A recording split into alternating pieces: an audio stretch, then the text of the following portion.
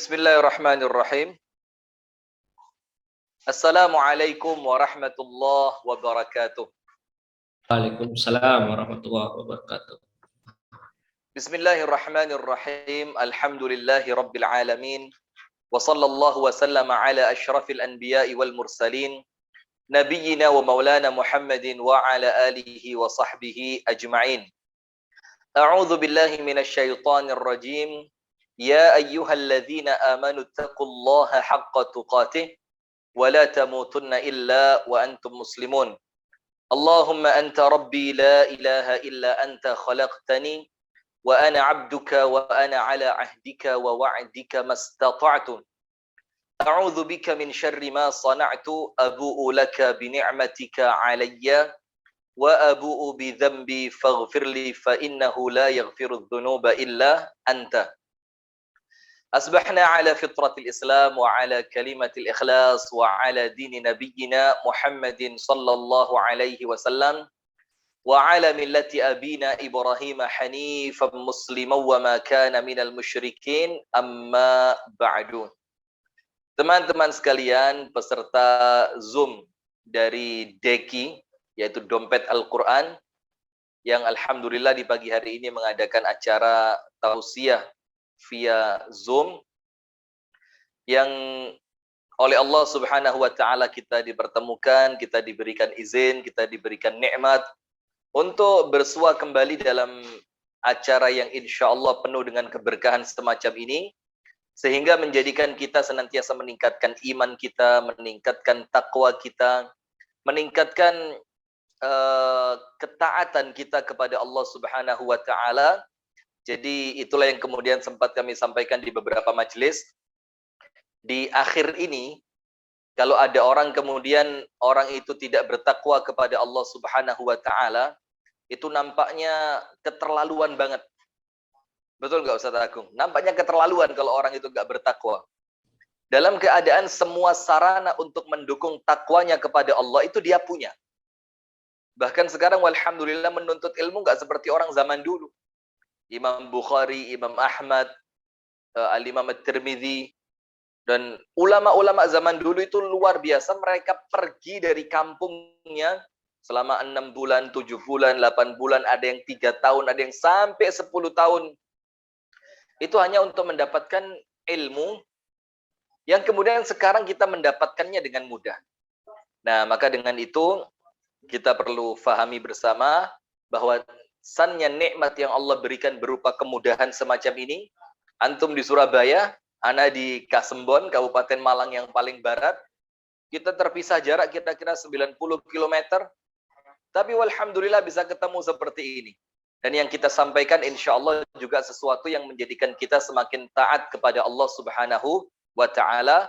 Dan kita berdoa kepada Allah, semoga apa yang kita amalkan ini dilihat oleh Allah Ta'ala, dicatat oleh Allah Ta'ala, bahwa ya Allah, inilah kami berikhtiar, kami berusaha ya Allah untuk memunculkan takwa dalam hati, memunculkan iman dalam hati, agar kemudian kelak ketika kami berjumpa denganmu ya Allah, dalam keadaan yang engkau ridhai. Ya ayyatuhan nafsul mutmainnah, irji'i ila rabbiki radiyatan mardiyah, fadkhuli fi ibadi wadkhuli jannati.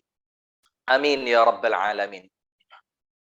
Kemudian berikutnya salawat beriring salam semoga tercurah dan terlimpahkan kepada uswah kita, suri tauladan kita dan kekasih kita bersama, Nabi besar, Nabi agung, An-Nabi Muhammad sallallahu alaihi wasallam.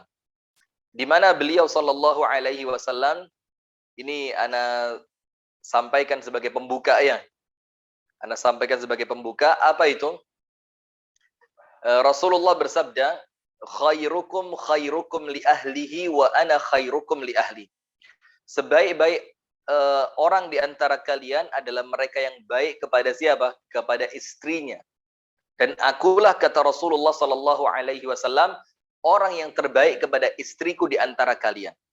Berarti secara mutlak tidak ada contoh terbaik rumah tangga dari artis wala public figure hatta ustadz. Mohon maaf ya, hatta sampai pun ustadz kadang-kadang nggak bisa dijadiin contoh rumah tangganya. Tapi Ketika kita ingin mencontoh rumah tangga yang benar, maka tidak lain dan tidak bukan rumah tangga yang benar, rumah tangga yang harmonis, rumah tangga yang betul-betul sesuai dengan petunjuk Allah Subhanahu wa taala. Itulah rumah tangga Nabi besar Muhammad sallallahu alaihi wasallam. Maka di pembuka ini, karena terus terang, jadi tema-tema keluarga ini sekarang sudah menjadi tema yang nampaknya gue banget. Dalam keadaan saya pun khawatir dan terus berdoa kepada Allah Subhanahu wa taala agar kemudian rumah tangga kita bersama oleh Allah dijadikan rumah tangga yang baik. Mudah-mudahan Allah Subhanahu wa taala menyelamatkan rumah tangga kita, menolong rumah tangga kita, menjauhkan rumah tangga kita dari fitnah dan ujian, dan menjadikan kita, istri kita, suami kita, anak-anak kita, orang tua kita, semuanya di dalam lindungan Allah Subhanahu wa taala. Saya buka pembukaannya mungkin kurang menyenangkan Ustadz Agung. Saya mau tanya, kenapa Rasulullah istrinya banyak? Ahlan, dijawab Ustadz Agung. Ustaz, apa banyak yang perlu diselamatkan pada waktu itu, Ustaz? Siap, satu masuk, dua. Kedua, biar memiliki keturunan yang banyak, Ustaz, dari Rasul. Lah, Rasulullah cuma punya anak dari Ibunda Khadijah. Yang ketiga. Ketiga apa ya? Apa ya? Ya Allah, jomblo ditanyain beginian ngenes ya. Jadi Jones ya. Baik, ada cerita menarik dari Syekh Dr. Tariq As-Suwaidan. Dr. Tariq Al-Habib.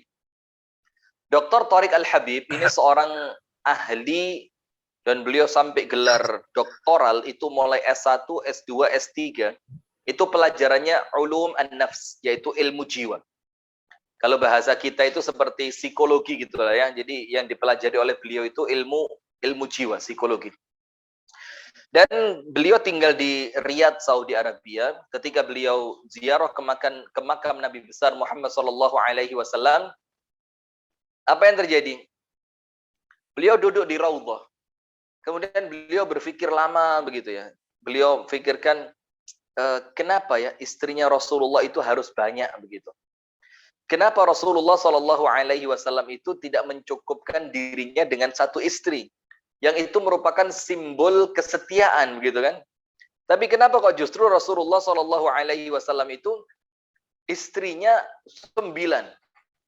Dalam satu riwayat istrinya itu 11. Ketika budak juga dianggap sebagai istri.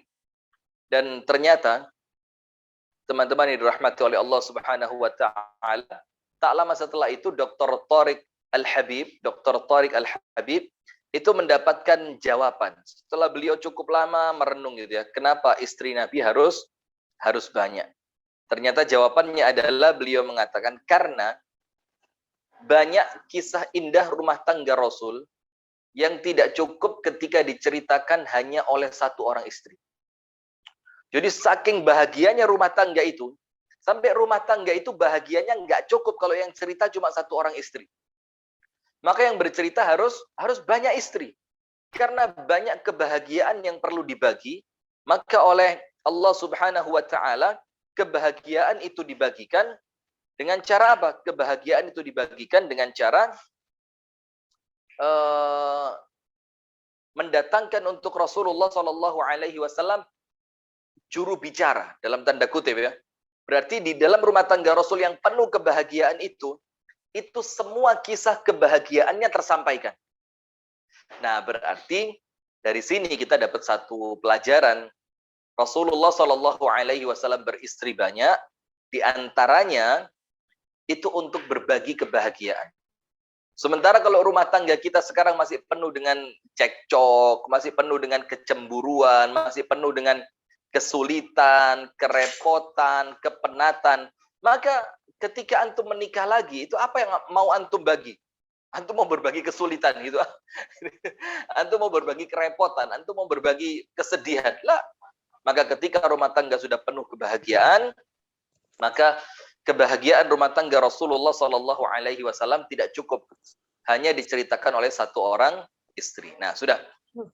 Sekarang materi kita di pagi hari ini adalah apa materinya? menjaga keharmonisan rumah tangga. Menjaga keharmonisan rumah tangga. Jadi kita mau belajar sekarang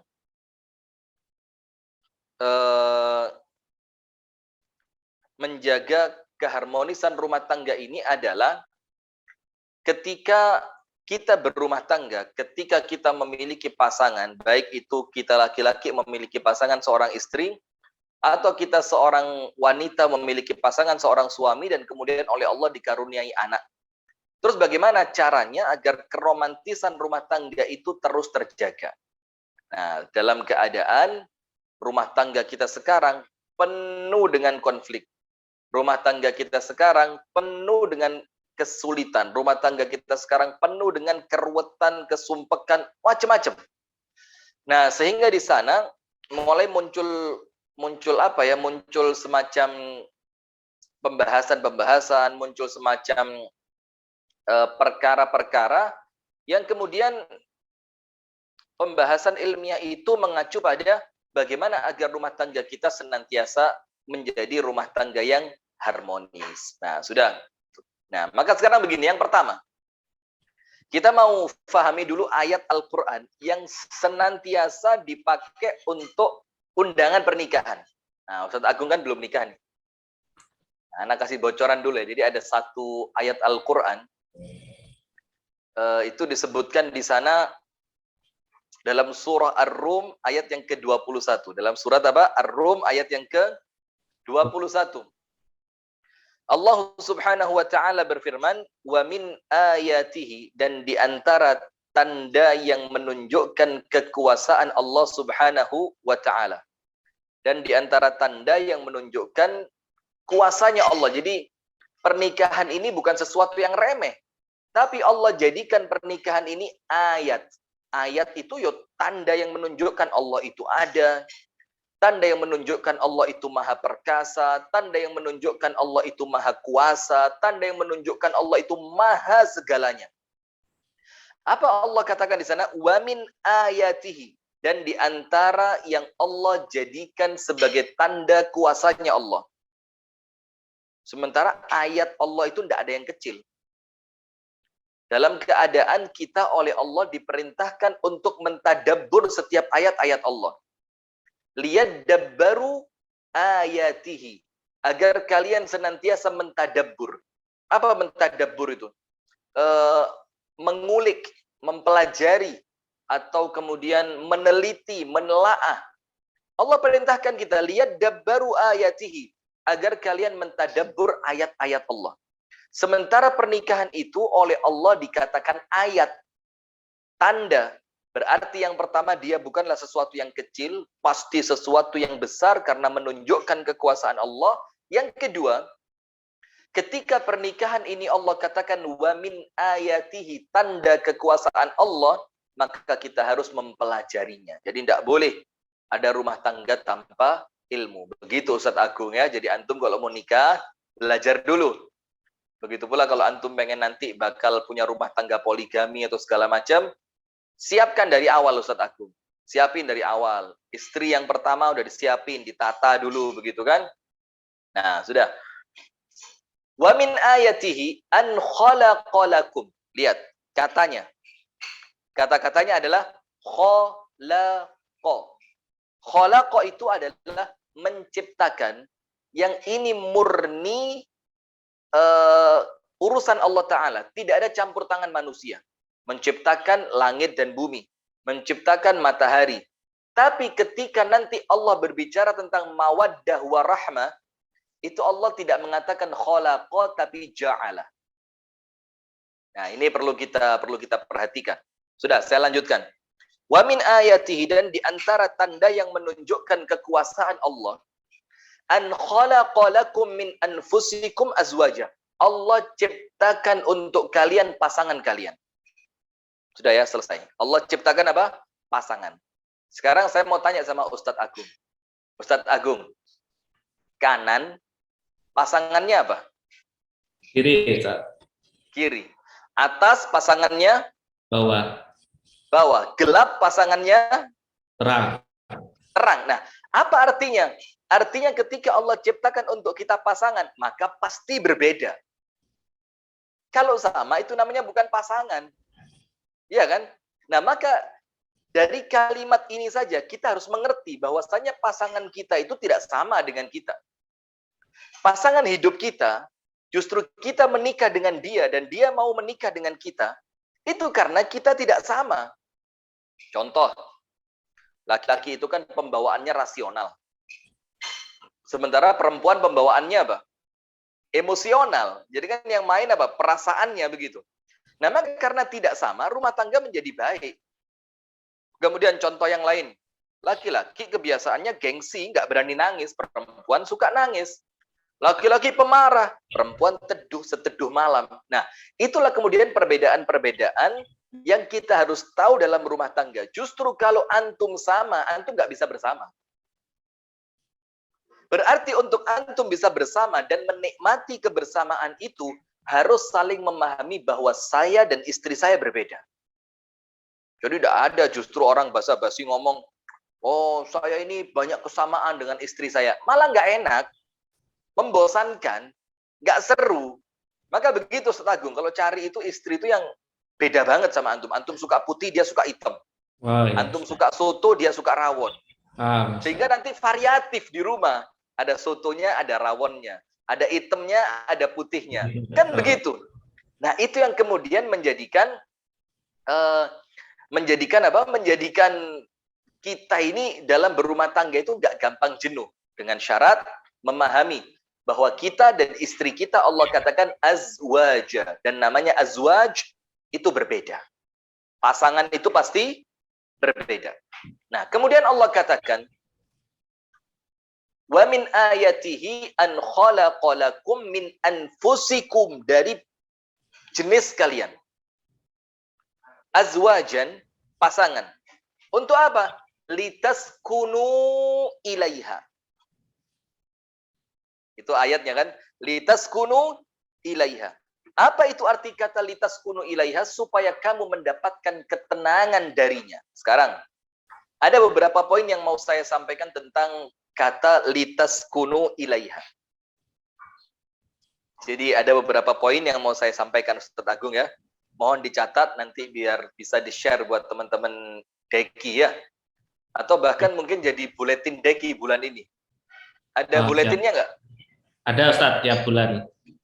Itu. Insya Allah materi ini bisa dipakai buletin. Antum record nggak ini? Udah di-record Ustaz. Nanti ditayangkan di YouTube. Ya. Allah ya Allah, ana jadi malu. Jadi begini, litaskunu ilaiha. Nomor 1. Astagfirullah. Apa arti kata sakinah? Kan litaskunu ilaiha. Sukun sakinah. Ketika tadi ada kata litaskunu ilaiha. Litaskunu itu artinya supaya kalian merasa tenang. Sakinah, supaya kalian merasa tenang atau sakinah. Sekarang kita mau jelaskan, apa sakinah itu? Sakinah itu apa? Begini, sebagian di antara para ulama mengartikan sakinah itu keadaan orang berhenti setelah sebelumnya bergerak. Jadi setelah sebelumnya itu gerak terus, bingung mau kemana, mau ke sini, mau ke situ, mau kemari, ngopi, jalan-jalan, cangkruan sama teman, panik, bingung. Kemudian ketika dia mendapatkan pasangan, itu udah pergerakannya dia berhenti pada pasangannya. Itu makna yang pertama. Sehingga orang yang mendapatkan sakinah dalam rumah tangga, dia tidak akan banyak bergerak dari rumah tangganya. Dia tidak akan banyak mencari teman dari situ. Karena apa? Karena aku sudah merasa cukup dengan pasanganku. Kenapa? Aku sudah berhenti dalam dekapan pasanganku. Masya Allah. Coba lihat. Aku sudah berhenti dalam dekapan pasanganku. Itu makna litaskunu ilaiha. Itu yang pertama. Sampai para ulama mengatakan jomblo itu ya, seperti Ustadz Agung yang pakai peci merah sekarang. Itu dibilang seperti daun kering di tengah padang pasir yang tertiup angin. Dia nggak punya arah, nggak punya tujuan. Arahnya ikut angin. Angin itu siapa? Angin itu temennya. Temennya ngajak mancing, mancing. Temennya ngajak nonton, nonton. Temennya ngajak ngopi, ngopi. Sementara kalau antum nanti sudah punya istri, khalas, selesai sudah. Kenapa selesai? Karena insya Allah antum sudah berhenti dalam dekapan istri. Allahu Akbar. Nggak pengen Ustaz Agung? Ya, Ustaz. Pengen. Kok enggak? Pengen, Ustaz. Nah, maka begitu. Nah, itu litas kunu ilaiha yang pertama. Yang kedua, kalimat litas kunu ilaiha. Perhatikan. Fi'ilnya, fi'il, kata kerjanya. Perhatikan kata kerjanya. Apa kata kerjanya? Allah Subhanahu wa taala menjelaskan yang melakukan ketenangan untuk mengikhtiarkan mendapatkan ketenangan. Jadi siapa yang berikhtiar untuk dapat tenang itu? Allah Subhanahu wa taala mengatakan lita. Ta di sini kata kerja untuk laki-laki. Litaskunu ilaiha. Supaya kalian laki-laki mendapatkan ketenangan dari pasangan kalian. Berarti ingat, yang ikhtiar, yang bekerja, yang berusaha untuk supaya rumah tangga itu mendapatkan sakinah, itu bukan istri tapi suami. Perhatikan. Jadi ketika tidak ada ketenangan dalam rumah tangga, jangan nyalain istri. Ustaz Agung, mumpung belum nikah. Saya kok nyebut antum terus, gak ada yang lain. Nampaknya saya nggak bisa lihat ini siapa aja peserta Zoom ini ya. Coba cek. Nanti saya kerjain yang lain malah tersinggung ya. Anak kerjain antum aja lah ya. Antum kan orangnya ikhlas itu nampaknya ya. Insya Allah. Nah, berarti di sini litas kunu ilaiha, pelakunya siapa? Laki-laki. Berarti dalam rumah tangga siapa? Suami. Berarti ketika dalam rumah tangga itu tidak mendapatkan ketenangan, yang salah siapa Ustadz Agung? Suami, Ustaz. Suaminya. Karena seharusnya Allah katakan kalimat litas kunu, ini pelakunya laki-laki. Tapi ingat, dia tenang kepada siapa? Ilaiha. Ha di sini dhamir muttasil takdiruhu hiya, yaitu kata ganti yang menunjukkan dia perempuan, yaitu istri. Berarti ingat, ketika suami sudah berikhtiar untuk mendapatkan ketenangan, istri harus menyambut, karena ketenangan suami itu pada istri. Karena ketika suami berikhtiar untuk mendapatkan ketenangan, maka yang menyambut bagaimana ikhtiarnya suami itu sukses atau tidak, sekarang tergantung istrinya. Ilaiha, berarti suami ikhtiar, istri menenangkan. Paham? Bisa difahami nggak? Paham, Ustaz. Mudah kan Ustaz Agung ya? Jadi, litas kuno ilaiha, pelakunya suami yang memberikan ketenangannya istri. Berarti ketika suami berikhtiar untuk mendapatkan ketenangan, si istri harus apa? Sini suamiku, sini. Sini, hai talak, sini. Langsung dipeluk, dicium, ditenangkan, dibisikin kata-kata romantis. Ya, mau contoh? Ibunda Khadijah radhiyallahu taala anha wa ardhaha. Ketika beliau radhiyallahu taala anha wa ardhaha menikah dengan Rasulullah Muhammad sallallahu alaihi wasallam, Nabi Muhammad berikhtiar untuk mendapatkan sakinah. Nabi Muhammad berikhtiar untuk mendapatkan ketenangan dalam rumah tangga dan bak gayung bersambut. Apa itu? Nabi Muhammad berikhtiar memperbaiki ibadahnya, memperbaiki ruhiyahnya, memperbaiki nafsiyahnya. Ibunda Khadijah ketika Rasul pulang dalam keadaan panik mendapatkan wahyu dari Allah melalui malaikat Jibril, Ibunda Khadijah menenangkan Rasulullah, mengatakan, jangan bingung, yang tenang, ayo kamu tak selimutin, ayo kamu tak ceritain sesuatu yang menyenangkan. Maka apa yang terjadi hadirin sekalian? Ibunda Khadijah menenangkan. Tak kasih contoh yang lain. Ketika istri tidak mampu menenangkan, maka itu akan menjadi masalah. Contohnya siapa? Nabiullah Zakaria alaihi salam. Ketika dia berdoa kepada Allah Subhanahu wa taala, Rabbi la tadharni fardan wa anta khairul warithin. Ya Allah, janganlah engkau biarkan aku sendirian. Karena engkau ya Allah adalah sebaik-baik pemberi waris. Apa yang terjadi? Allah langsung jawab doanya. Apa jawabannya? Wa aslahna lahu zaujah. Kami perbaiki istrinya. Apa penafsiran para ulama ketika Allah memperbaiki istri Nabiullah Zakaria alaihi salam? Para ulama mengatakan apa? kana fil lisaniha tul. Itu perempuan, istrinya Nabiullah Zakaria alaihi salam, sebelumnya itu suka ngomong. Dalam tanda kutip, maaf ya, ini karena istri Nabi tidak boleh kita celah. Dalam tanda kutip, kalau istri kita gitu cerewet. Maka sama Allah diperbaiki, rumah tangganya baik, dapat anak. Masya Allah. Itu yang kedua dari litaskunu ilaiha. Kemudian yang ketiga, perhatikan. Wa min ayatihi an khalaqa lakum min anfusikum azwajan litaskunu ilaiha. Apa litaskunu ilaiha yang ketiga? Sakinah itu artinya tenang. Apa maksudnya? Berarti ketika ada masalah rumah tangga, suami harus tenang. Ketika ada masalah rumah tangga, istri harus tenang. Ketika ada masalah rumah tangga, orang tua, anak-anak, semuanya harus tenang. Karena tidak bisa rumah tangga itu diselesaikan dengan panik. Litaskunu ilaiha. Jadi litaskunu ilaiha yang pertama, itu ketika kita sudah beristri, itu pergerakan kita berhenti udah. Harus berhenti. Istri juga begitu. Yang kedua, pelaku untuk mendapatkan ketenangan suami. Sementara yang menenangkan adalah istri. Nomor 3, tenang. Berarti rumah tangga itu harus diisi dengan ketenangan. Tidak boleh ketika ada masalah panik. Yang tenang. Sudah? Kemudian apa? Wa ja'ala bainakum mawaddatan wa rahmah. Wa ja'ala bainakum mawaddatan wa rahmah. Kemudian Allah Subhanahu wa taala menjadikan di antara kalian itu yang namanya mawaddah warahmah. Nah, sekarang kita kembali Ustaz Agung. Antum cek ayatnya. Ar-Rum berapa tadi? 21. Yang pertama Allah menggunakan kata khalaqa. Yang kedua Allah menggunakan kata ja'ala. Nah, ini saya nggak punya PowerPoint ya. Terus kalau ada PowerPoint bisa ditunjukkan di sini. Ini khalaqa, ini ja'ala. Nah, sekarang dari sini kita mau tahu. Kenapa awal Allah menggunakan kata khalaqa, kemudian yang kedua Allah menggunakan kata ja'ala?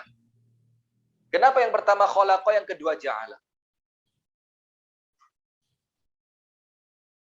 Ayo, kenapa Ikrimah? Jangan gangguin kamu ya. Ini karena di rumah, jadi anak-anak ngumpul semua. Khalaqa, ini tolong teman-teman diperhatikan. Khalaqa itu mutlak kehendak dan kerjaannya Allah Subhanahu wa taala tanpa campur tangan manusia. Seperti ketika Allah Subhanahu wa taala itu menciptakan langit, menciptakan bumi, menciptakan bulan, menciptakan matahari. Itu semua Allah taala tanpa campur tangan siapapun. Tapi subhanallah, ketika Allah menggunakan kata ja'ala, itu Allah yang memberikan fasilitas, manusia yang menangkap fasilitas ini untuk mendapatkan apa yang Allah inginkan. Biar mudah. Begini Ustaz Agung. Wa min ayatihi an khalaqa lakum min anfusikum azwaja. Allah ciptakan pasangan. Berarti apa? Pasangan kita murni ciptaan Allah, kita nggak punya peran apapun. Sementara ketika menggunakan kata mawaddah wa rahmah, Allah pakai ja'ala. Berarti apa? Allah kasih fasilitas, kita yang pakai. Ketika kita tidak menyambut fasilitas yang Allah beri, maka mawaddah warahmah tidak akan terwujud.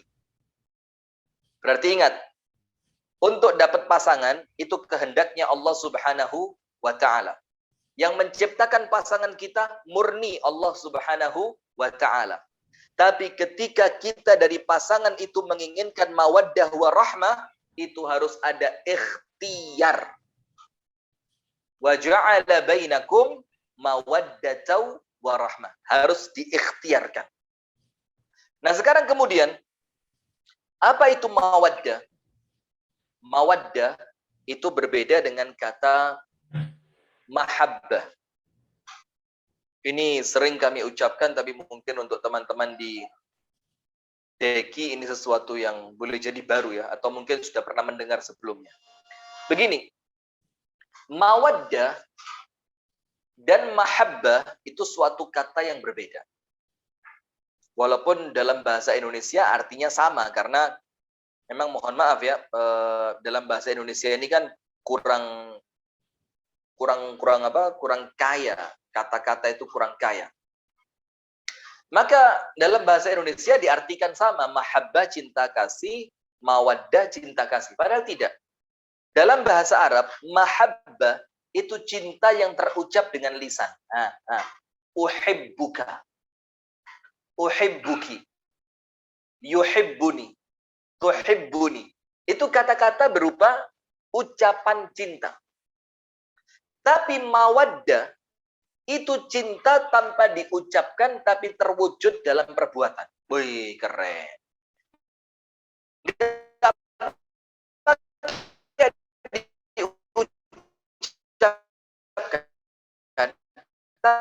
tapi terwujud dalam perbuatan. Sehingga Anda itu cinta. Saya sama Ustadz Agung, antum lebih condong pada mahabbah yang cuma omongan, atau mawaddah, perbuatan yang menunjukkan antum cinta pasangan. Antum lebih suka yang mana?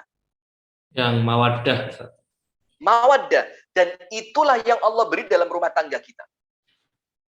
Itulah yang Allah beri dalam rumah tangga kita. Jadi Allah tidak menginginkan sekedar mahabbah, sekedar kita ngomong I love you, aku sayang sama kamu, enggak. Tapi Allah minta, tunjukkan wahai suami, perbuatanmu yang menampakkan kau cinta sama istrimu. Tunjukkan wahai para istri, perbuatanmu yang menunjukkan engkau mencintai suamimu. Begitu. Warahmah. Terus rahmah itu apa? Rahmah itu disebutkan oleh para ulama, apa itu? Adalah bertahannya cinta dan kasih sayang, bertahannya keharmonisan, walaupun di rumah tangga itu mulai muncul masalah. Itu rahmah. Berarti kalau rumah tangga kita tetap harmonis walaupun ada masalah. Berarti ketika rumah tangga kita tetap menyenangkan walaupun sudah berumur 20 tahun, 25 tahun, 40 tahun, itu artinya rumah tangga antum mendapatkan rahmah. Berarti penting nggak rahmah dalam rumah tangga? Penting, Ustaz. Penting banget. Karena rahmah ini yang melanggengkan cinta. Rahmah ini yang melanggengkan kasih sayang. Rahmah ini yang melanggengkan keharmonisan. Berarti kita minta sama Allah, mawaddah dapat, rahmah juga dapat. Nah, wa ja'ala bainakum mawaddatan wa rahmah. Inna fi dzalika laayatil liqaumin yatafakkarun. Dalam perkara itu adalah betul-betul tanda kebesaran Allah untuk orang yang mau berfikir. Nah, berarti teman-teman yang dirahmati oleh Allah Subhanahu wa taala, satu ayat selesai. Ini pembukaan, muqaddimah. Jadi muqaddimah. Antum kaget. Ana muqaddimah biasa lebih panjang dari ini. Ini muqaddimah ini bagaimana kita menjelaskan tentang ayat surat Ar-Rum ayat yang ke-21, yaitu yang pertama,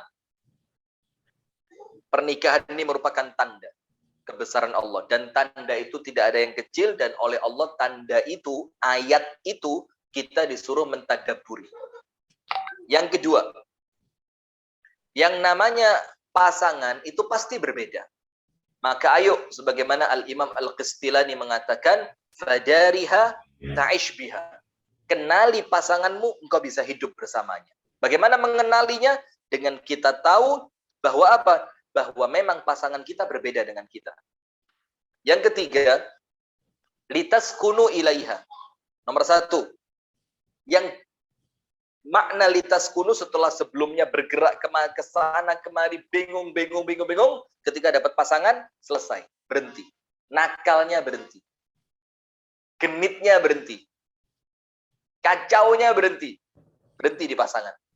Yang kedua, yang mencari ketenangan, ikhtiarnya dari suami. Yang menangkapnya siapa? Istri. Nah, ini baterai tinggal 5%. Nampaknya turunnya cepat.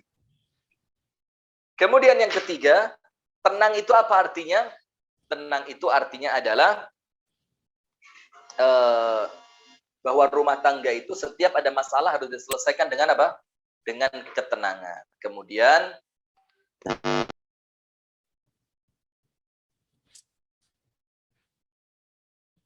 Pasangan kita harus ngerti pasangan kita dulu. Wa ja'ala bainakum, kemudian ja'ala artinya apa? Harus ikhtiar untuk mewujudkan keharmonisan.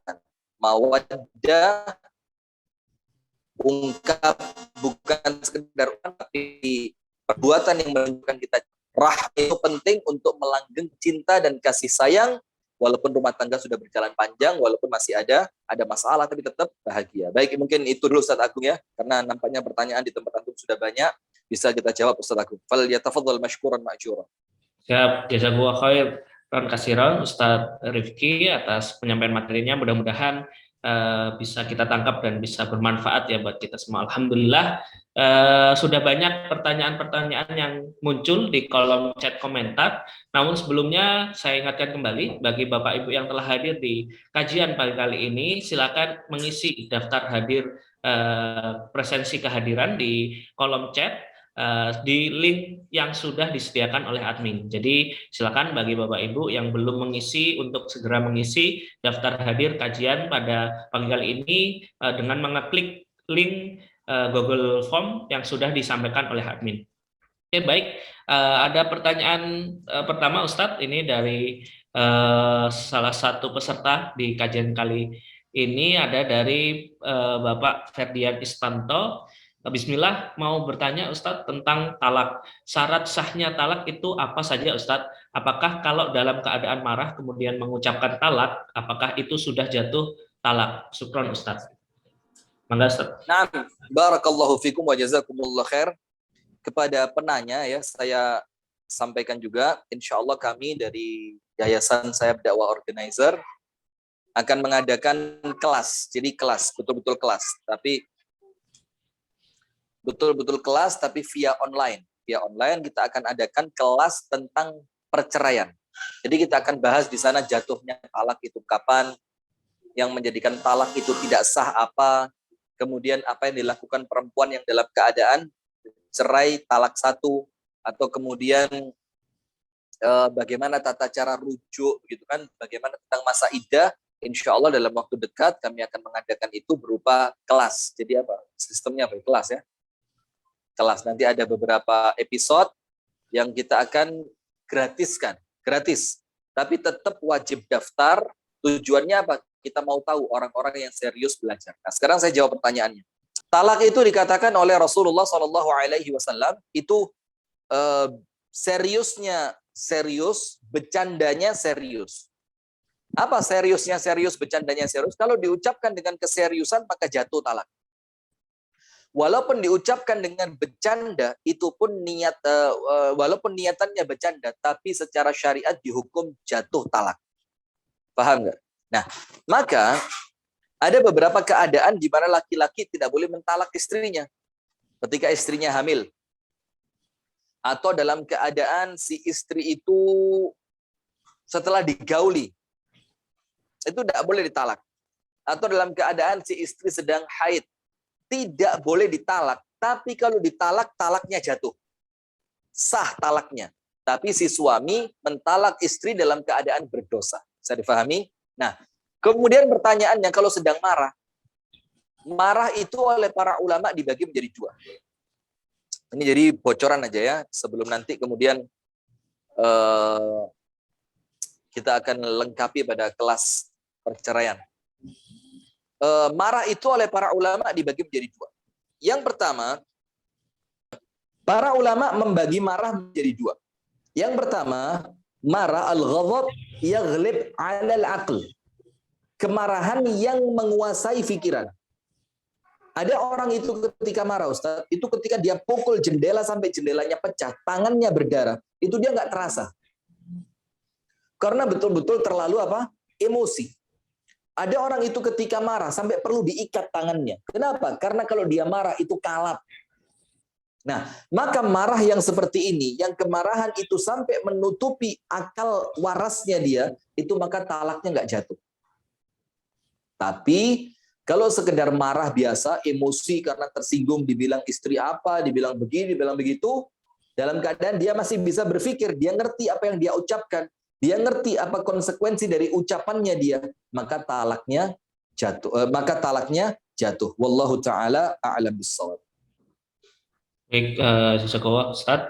Nah, lanjut pertanyaan kedua Ustadz. Bismillah, Baik, izin bertanya Ustadz, jika banyak perbedaan, bukankah potensi konflik semakin banyak dibandingkan jika banyak persamaan? Syukran Ustadz. baik. Jazakumullah khair. Jadi kita tidak mengatakan tadi ketika banyak persamaan itu tidak lebih baik. Enggak. Kita tidak mengatakan itu. Tentu ketika banyak persamaan akan lebih memudahkan. Tapi ingat, yang kita bicarakan bagaimana supaya rumah tangga tetap harmonis. Maka kita sampaikan, masalah itu terkadang muncul karena kita tidak memahami bahwa pasangan itu berbeda. Nah, maka solusinya adalah ayo difahami bahwa ketika kita berbeda, pasangan dengan kita itu berbeda, itu bukan awal masalah. Justru perbedaan itu adalah kodratnya pernikahan. Maka tentu bagaimana caranya? Bagaimana caranya agar kemudian rumah tangga kita tetap baik walaupun kita berbeda? Yaitu tadi harus fadariha ta'ish biha. Seperti yang diucapkan oleh Al-Imam Al-Qistilani, kenali pasanganmu, artinya kenali pasanganmu dari perbedaannya dengan dirimu, maka kau akan indah hidup bersamanya. Bisa difahami ya, jadi bukan berarti kalau sama malah nggak enak, ya tentu akan lebih memudahkan. Itulah kenapa dalam bahasa fikih itu ada yang namanya kafa'ah. Apa itu kafa'ah? Sekufu. Sekufu itu memiliki kesetaraan secara ekonomi, secara intelektual, secara mungkin nasab, ya. Supaya apa? Itu akan mengurangi masalah dalam rumah tangga. Kalaupun muncul masalah, ingat perbedaan bukanlah alasan untuk kita masalah dalam rumah tangga. Wallahu taala a'lam bissawab. Baik, jazakallah khairan Ustadz. Selanjutnya ada pertanyaan lagi dari Pak Mat Ali di Bogor. Pertanyaan adalah bagaimana sikap suami ataupun istri saat ada masalah. Suami yang punya masalah tapi suami sudah berjanji dan bismillah akan memperbaiki kesalahannya. Baik, berarti sekarang posisinya istri yang menghadapi masalah dari suami, begitu ya? Ya, benar. Ya, bagus. Jadi begini, ketika suami istri itu mereka sudah berkomitmen berumah tangga, maka pertama yang perlu difahami oleh pasangan suami istri ini adalah apa? Adalah bahwa rumah tangga itu tidak ada ceritanya tanpa masalah. Itu nomor satu. Anda harus ngerti dulu.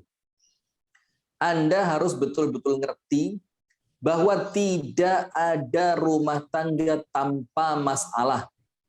Yang tidak ada masalah itu cuma jargonnya Pegadaian. Menyelesaikan masalah tanpa masalah. Kalau rumah tangga karena dia bukan Pegadaian, maka ada masalah. Maka nomor satu untuk suami ataupun istri harus ngerti bahwa aku berumah tangga akan menambah masalah. Maka munculkan kedewasaan. Nomor dua, perjanjian pernikahan atau ijab dan qabul itu bukan sesuatu yang kecil. Sehingga dia gampang dibatalkan ketika ada masalah.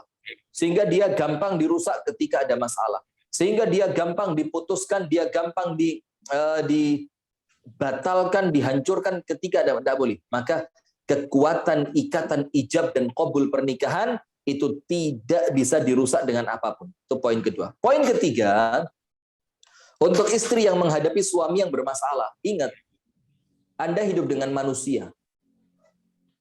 Anda sedang tidak tinggal bersama malaikat. Maaf, kebalik bahasanya. Anda tidak sedang hidup bersama malaikat.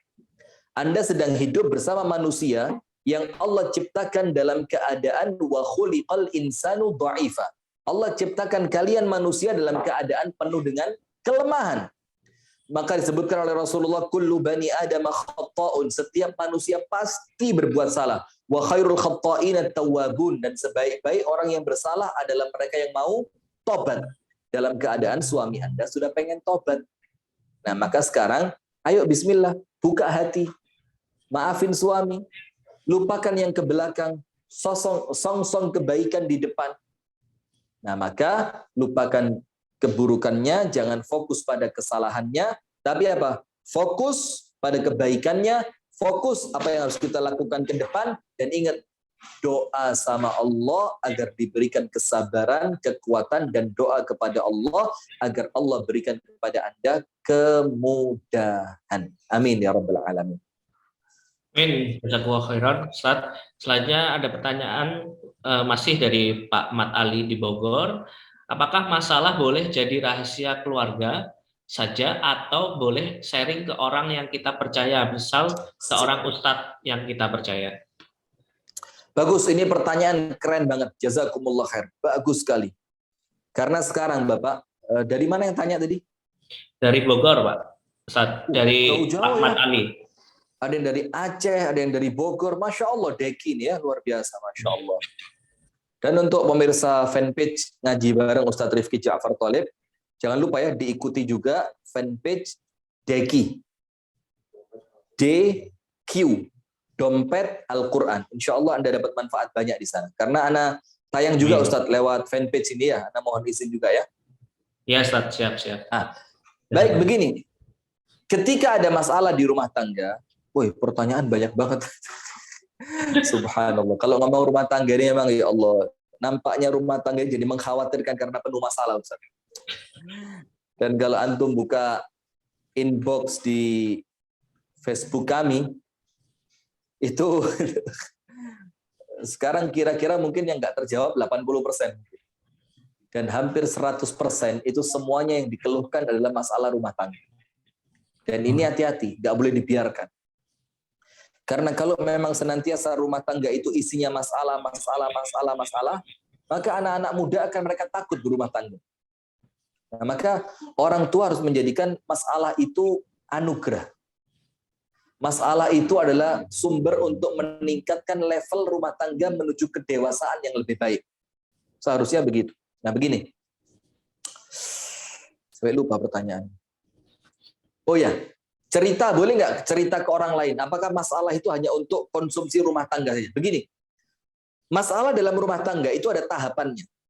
Tahapan yang pertama, ketika bisa diselesaikan tanpa bercerita pada pihak ketiga, baik itu pihak ketiga adalah ustadz, orang tua, teman akrab, orang yang dianggap dewasa, maka ketika belum sampai level itu, maka jauh lebih baik ketika diselesaikan di rumah sendiri tanpa orang lain tahu.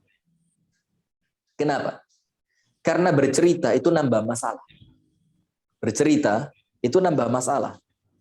Kenapa bercerita kepada orang lain itu nambahi masalah? Karena sekarang yang tahu bukan cuma istri saya dan saya, tapi ada orang ketiga yang tahu. Ketika orang ketiga tahu, akan semakin menjadikan masalah itu luas. Nah, maka yang pertama, ketika bisa diselesaikan hanya suami dan istri, maka jangan cerita ke orang lain. Dan bagaimana sih caranya? Saya pribadi, ini saya bocorin.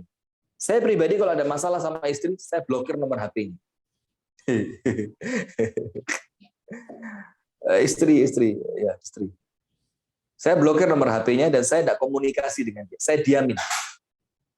Karena rata-rata masalah itu akan selesai dengan sendirinya. Kadang-kadang kita cuma perlu pergi aja sejenak.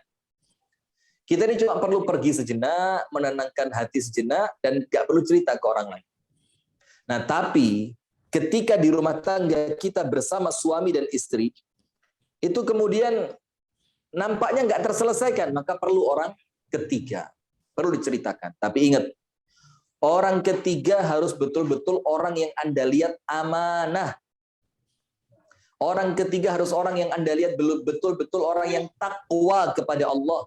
Dan dia orang yang berilmu, sehingga ketika Anda menceritakan kepadanya, Anda yakin masalah tidak akan menyebar kepada orang yang tidak punya kepentingan. Anda yakin dia akan takut kepada Allah ketika memberikan jawaban yang salah, dan Anda yakin dia akan memberikan solusi yang terbaik. Barakallahu fikum wa jazakumullahu khairan. Baik, jazakallahu khair, Ustaz. Ini dari Ibu Fardilah. Ini pertanyaannya, tapi sepertinya sudah terjawab ya tadi. Bagaimana menyikapi kejenuhan dalam rumah tangga? Saya jawab. Ya, siap. Di mana Ibu Fadilah ini? Oh, belum, tidak menyebutkan sih, Ustaz. Mungkin di luar Jawa. Oh iya, berarti di bumi Allah ya? Bumi Allah. Hamba Allah di bumi Allah. Masya Allah. Begini. Apa pertanyaannya? Menyikapi kejenuhan dalam rumah tangga. Ya Allah, Anda nggak konsentrasi. Menyikapi kejenuhan dalam rumah tangga. Sekarang begini, saya dapat ilmu ini dari Ustadz Salim Afillah. Jadi seorang istri kadang-kadang kan jenuh sama suaminya ya. Seorang suami kadang-kadang jenuh kepada istrinya. Maka bagaimana cara untuk tips supaya kejenuhan itu segera hilang? Kata Ustadz Salim Afillah, biarkan masing-masing dari suami dan istri itu menjalankan hobinya tanpa Anda ganggu. Misalkan yang jenuh istri, biarin istri dengan hobinya, jangan diganggu suami. Kasih dia waktu yang pas. Misalkan dia hobinya gosip gitu, kasih fasilitas untuk gosip. Belikan pulsa, belikan paketan, datengin temennya, belikan gorengan, belikan konsumsi, suruh gosip. Boleh Ustadz gosip? Ustadz Agung, gosip boleh nggak? Tidak boleh, Ustadz. Antum kok diem aja gitu? Ya Allah, enggak. Maksudnya begini, misalkan dia hobinya masak, kasih. Supaya apa? Ketika orang itu melakukan hobinya, maka dia akan dengan senang hati kemudian kembali kepada rutinitas rumah tangga. Begitu sebaliknya suami. Ketika suami yang mulai jenuh dengan istrinya, maka biarkan suami jangan diganggu, jangan ditelepon, jangan di WA, biarin dia senang dengan hobinya. Ya barang sehari, ya kan 4 jam, 5 jam sehari, bahkan mungkin kalau perlu sampai 2 hari, mungkin mancing, yang penting bukan mancing masalah. Atau mancing janda. Ini bahaya juga. Nah, gitu kan ya. Jadi itu. Yang kedua, jangan lupa. Mohon maaf Ustaz ya, kajian antum nampaknya jadi kacau sekarang. Begini, yang kedua, terkadang munculnya kejenuhan dalam rumah tangga itu karena kita kurang kreatif. Kurang kreatif. Karena apa? Terkadang rumah tangga itu terkesan monoton banget. Ya gitu aja. Datang ke rumah, pelukan sama istri, nyapa anak, kemudian makan, tidur. Tidak ada variasi. Maka perlu diciptakan apa? Perlu diciptakan kreasi-kreasi kecil dalam rumah tangga. Misalkan, suami pulang dengan surprise, bawain bunga buat istri. Oh, coba. Nggak akan jenuh. Atau suami pulang dalam keadaan rumah sudah dijual sama istri. Kaget. Nggak akan jenuh kalau begitu. Nggak, bukan dijual. Suami pulang, ternyata tatanan rumah, desainnya berubah. Biasa lemari di mana, biasa meja tamu, itu kan berubah. Ada nuansa baru. Maka harus kreatif. Wallahu ta'ala a'lam bishawab. Baik, jazakallah khair. Ustaz, ini juga lanjut ada pertanyaan. Mungkin kita cukupi sampai 10.30 ya, Ustaz. Tapi Baik. saya ingatkan lagi pada Bapak Ibu yang telah hadir, silakan mengisi daftar hadir persepsi kehadiran ya. Alhamdulillah sudah ada beberapa yang sudah mengisi. Bagi Bapak Ibu yang belum, silakan bisa mengisi melalui kolom chat daftar hadir kehadirannya melalui link Google Form yang sudah diinfokan oleh admin. Oke, lanjut di pertanyaan selanjutnya dari Ibu Safiatudin dari Provinsi Nangro Aceh Darussalam, Ustaz. Izin bertanya, bagaimanakah cara agar kita bisa mengetahui bahwa pasangan yang ingin menikahi kita benar-benar ikhlas karena Allah Subhanahu wa taala? Dan bagaimana cara kita mengetahui keseriusan calon pasangan kita tersebut? Ini pertanyaan gaib ini. Gimana bisa dijawab dengan sesuatu yang mudah? Ini bagaimana mengetahui bahwa pasangan kita betul-betul ikhlas menikahi kita? Karena Allah gitu. Ya apa jawabannya? Dan bagaimana cara mengetahui pasangan kita betul-betul apa tadi yang kedua komit apa? Serius calon pasangan. Serius. Nah, begini, saya sampaikan beberapa tips. Walaupun tentu ini bukan suatu bukan ukuran yang pas gitu, bukan yang pasti gitu, timbangan yang pas gitu enggak. Begini, nomor 1. Sebelum pernikahan itu ada yang namanya ta'aruf. Ta'aruf itu proses saling mengenali pasangan. Dan ingat, ta'aruf itu Anda bukan cuma tanya tentang dia, tapi Anda tanya sama dia, teman-temanmu siapa? Kamu biasa ngaji kemana? Kamu kalau sama orang tuamu seperti apa? Kamu kalau sama ibumu dipanggil, kamu lakukan apa? Itu ta'aruf. Dan di situ untuk mengenal lebih jauh tentang pasangan kita. Termasuk ta'aruf, itu kita tanya, kamu serius gak sama saya? Apa yang bikin kamu suka sama saya? Kira-kira kalau nanti rumah tangga kita ada masalah, kamu akan lakukan apa? Itu ta'aruf. Dan itu caranya. Yang kedua, jangan lupa minta petunjuk kepada Allah Subhanahu wa taala lewat salat istikharah. Betul enggak? Istikharah, minta sama Allah, ya Allah, aku mau dilamar orang, ya Allah. Dalam saya kurang paham, ini serius enggak sama saya. Nah, maka dengan itu Anda melakukan salat istikharah. Kemudian yang ketiga, minta pertimbangan musyawarah kepada orang tua. Jadi yang pertama, ta'arufnya dimaksimalkan. Tanyanya yang maksimal. Karena kadang-kadang ketika ta'aruf itu kan nampaknya baik semua, lagi romantis-romantisnya gitu. Maka tanyain yang serius. Yang kedua, salat istikharah. Yang ketiga, bermusyawarah. Dengan siapa? Dengan orang tua. Wallahu ta'ala a'lam bissawab. Jazakallah khair, Ustaz. Ada pertanyaan selanjutnya ini dari admin, tidak menyebutkan nama. Bagaimana menyikapi masa lalu istri setelah menikah? Mohon maaf, padahal kita tidak tahu sebelumnya bahwa istri sudah melakukan hubungan di luar nikah, Ustaz. La haula wa la quwwata. Susah, Ustaz. Susah dijawab. Jadi itulah kenapa ya kita senantiasa ingatkan berkali-kali di setiap majelis-majelis yang berbicara masalah rumah tangga, masalah pranikah, masalah pasca nikah, itu kita tekankan betul, takutlah dengan zina. Jangan macam-macam, jangan main-main. Karena ini dampaknya apabila kita tidak segera bertobat kepada Allah, itu kena pada diri kita, pada pasangan kita, pada anak-anak kita, pada rezeki kita, pada kesehatan kita. Itu dampaknya buruk. Sampai Al-Imam Asy-Syafi'i itu mengatakan sampai pun hattal firan fi baitiz zani yajid atharu.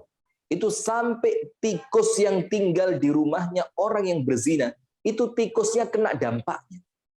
Nah, sekarang pertanyaannya bagaimana menyikapi masa lalu istri yang suami baru tahu ternyata istrinya sudah pernah berhubungan badan dengan orang lain. Nah, karena sudah terlanjur menikah, maka dikembalikan kepada suami.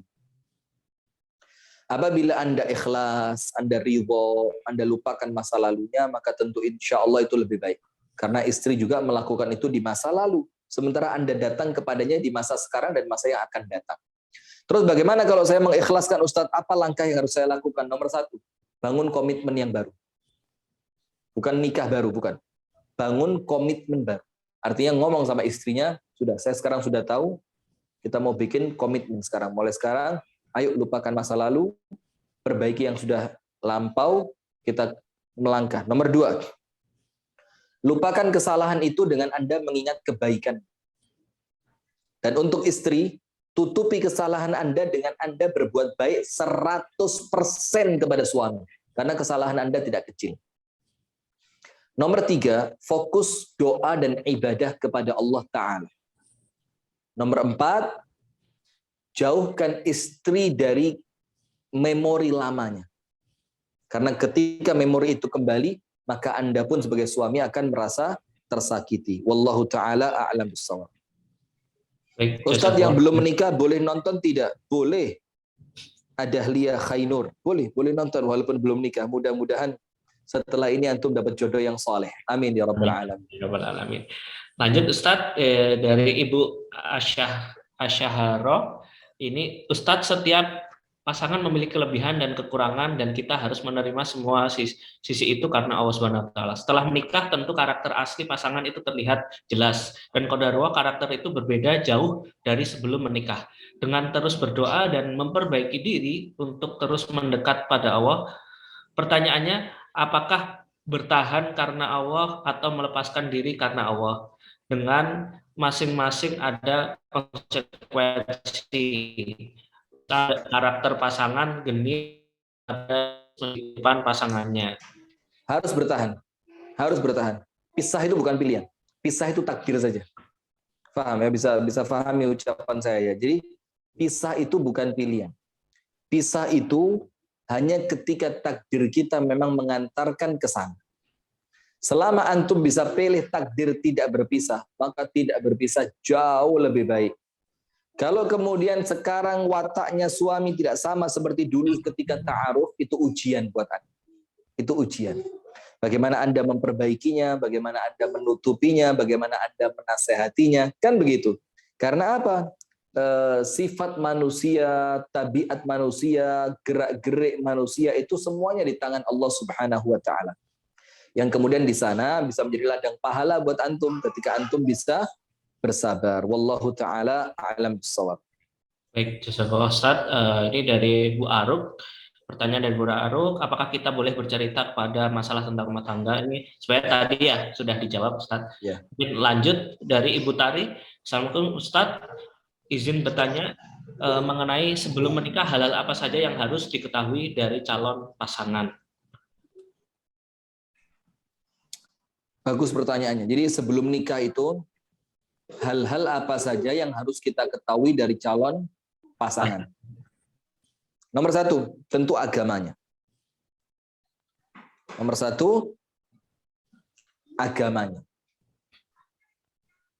Karena tidak mungkin Anda menikah dengan orang yang berbeda secara akidah. Nomor dua, akhlaknya. Maka itulah Rasulullah SAW bersabda, "Idza ja'akum man tardawna dinahu wa khuluquhu fazawwijuhu." Apabila datang kepada kalian seorang laki-laki yang baik agama dan baik akhlaknya, maka terima dia sebagai menantu kalian. Berarti harus diketahui agamanya dan harus diketahui akhlaknya. Nomor tiga, perkara-perkara sekunder yang bukan lagi primer. Kalau yang primer dua, Anda harus tahu agama dan harus tahu akhlaknya. Karena ini yang akan langgeng menemani hubungan pernikahan Anda selamanya, insya Allah. Maka kemudian yang sekunder, apa yang sekunder? Tanya, boleh Anda tanya pekerjaannya? Boleh. Boleh Anda tanya tentang orang tuanya? Boleh. Boleh Anda tanya tentang, ya apapun yang Anda mau, boleh. Apapun yang Anda mau, boleh. Tapi yang wajib diketahui, agama dan akhlak. Bagaimana mengetahuinya? Bukan dari dia, dari temannya, dari orang tuanya, dari kenalannya, dari siapapun yang insya Allah Anda bisa menggali informasi itu. Wallahu ta'ala a'lam bishawab. Baik, jazakallah Ustaz. Mungkin satu pertanyaan lagi ya yang akan dijawab oleh Ustadz karena masih ada sebenarnya beberapa pertanyaan di bawah. Cuman insya Allah nanti ya kita lanjutkan di sesi kajian selanjutnya atau bulan selanjutnya. Nah, tapi saya ingatkan lagi bagi Bapak Ibu yang telah hadir, silakan mengisi daftar hadir kajian presensi kehadiran di link Google Form yang sudah disediakan admin di kolom chat komentar. Oke, selanjutnya satu pertanyaan terakhir dari Ibu Wardawati. Assalamualaikum, apakah boleh istri menjalankan usaha tanpa sepengetahuan suami? Soalnya kalau minta izin pasti tidak diizinkan. Mohon penjelasannya Ustaz. Begini. Kalau minta izin pasti tidak diizinkan. Ya sudah, itu selesai jawaban. Kalau minta izin pasti tidak diizinkan, berarti Anda melakukan sesuatu yang suami nggak ridho. Nggak boleh. Nggak boleh. Sudah, dan itu jawabannya selesai dengan mudah saja. Tapi ingat, kalau kita mau jawab baik-baik begini, tentu dikomunikasikan, dibicarakan. Ngomong sama suami, aku kerjanya baik kok. Dan aku kerja bukan cuma untuk aku, tapi juga untuk keluarga kita. Dan ketika aku bekerja, tidak akan mengurangi kewajibanku di rumah tangga. Jadi yang pertama, dikomunikasikan. Yang kedua, buktikan kepada suami bahwa Anda itu ketika bekerja, Anda bekerja dengan baik. Buktikan. Dan yang ketiga, rata-rata suami itu takut istrinya bekerja karena setelah dia bekerja nanti khawatir nggak taat lagi. Sampaikan kepada suami, kalau aku bekerja, aku akan taat kepada suamiku. Ini Ibu Radit Sakti. Waduh, nyesel banget nih, telat pegang HP. Nyesel banget. Ya bisa diulang dari awal nanti Ibu ya. Ustadz, boleh nggak bertahan di rumah tangga hanya untuk anak-anak, demi anak-anak, karena telah diduakan? Sangat boleh dan sangat baik, sangat baik. Silakan Ustadz Agung. Oke, baik Ustadz. Kami mohon maaf bagi Bapak Ibu pertanyaannya yang belum terjawab ya, karena mengingat waktu juga terbatas. Nah, insya Allah nanti kajian kita kali ini akan diupload atau ditayangkan ulang melalui YouTube dari Dompet Al-Quran Indonesia. Silakan bagi Bapak Ibu mengikuti atau melihat ya di YouTube Dompet Al-Quran Indonesia untuk melihat kajian-kajian pada pagi kali ini dan juga kajian-kajian sebelumnya yang dilaksanakan di Dompet Al-Quran Indonesia. Kami mohon maaf sekali lagi bagi Bapak Ibu pertanyaannya yang belum terjawab di kajian kali ini. Insya Allah akan kami adakan sesi kajian-kajian selanjutnya yang mudah-mudahan bisa terjawab untuk pertanyaan dari Bapak Ibu sekalian.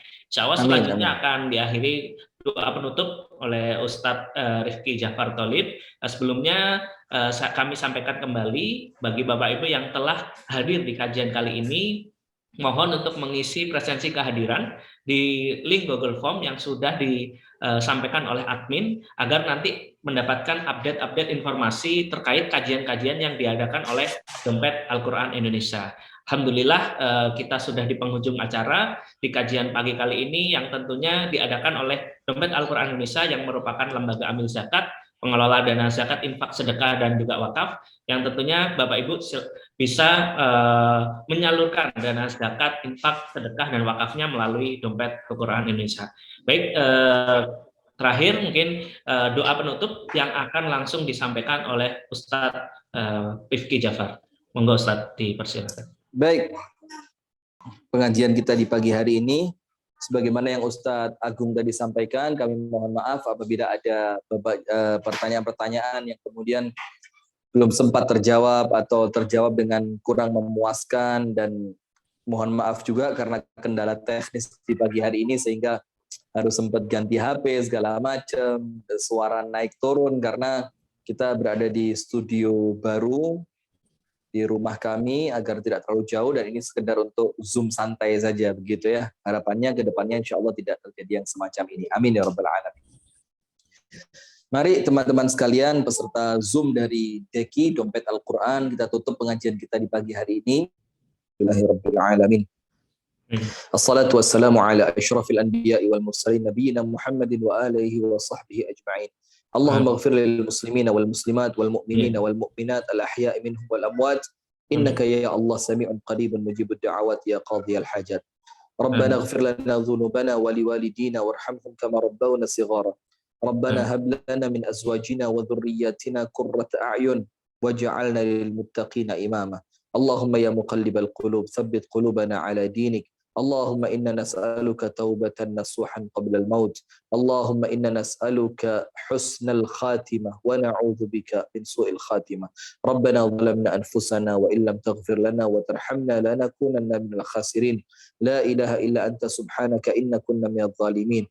ربنا آتنا في الدنيا حسنة وفي الآخرة حسنة وقنا عذاب النار. وصل اللهم وسلم على نبينا محمد والحمد لله رب العالمين.